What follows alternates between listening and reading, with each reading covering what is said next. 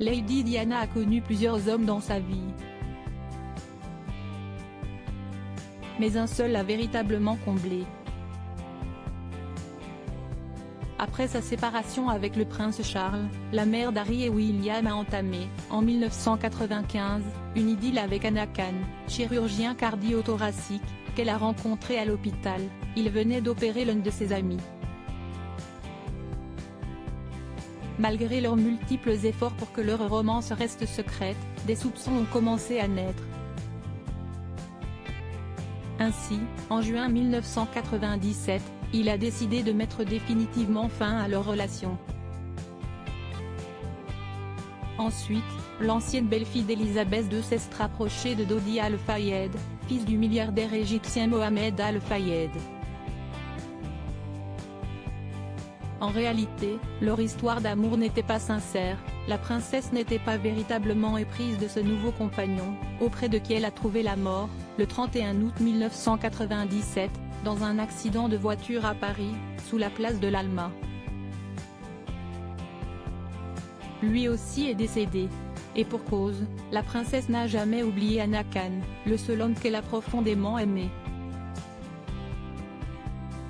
Simone Simmons, l'une de ses proches amies, elle lui a même dédié un livre. Diana, The Last Word, en 2005, a fait savoir dans les colonnes de Daily Star qu'elle n'était pas amoureuse de Dodi. Elle a toujours aimé Anna Khan, ce chirurgien qu'elle a fréquenté dans le passé, a-t-elle précisé. Lady Diana, ses projets d'avenir avec Anna Khan. Selon Simone Simmons, Lady Diana avait plusieurs souhaits, dont celui de s'installer en Amérique, ou en Afrique du Sud, avec Anna Khan. Dodi était là pour essayer de rendre jalouse Anna Khan.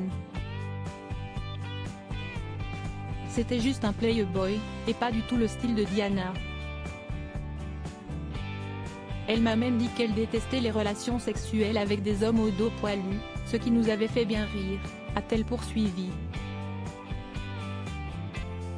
Anna Khan, qui était présent aux obsèques de Lady Diana, a dénoncé en 2013 le scénario du film Le Dernier Amour de Diana, qui retrace leur histoire d'amour. Il est fondé sur des ragots et des témoignages d'amis de Diana qui ne savaient rien de notre histoire, ainsi que de certaines de mes connaissances, qui ignoraient tout également. Tout est construit sur des rumeurs et des on-dit, avait-il expliqué au Daily Mail.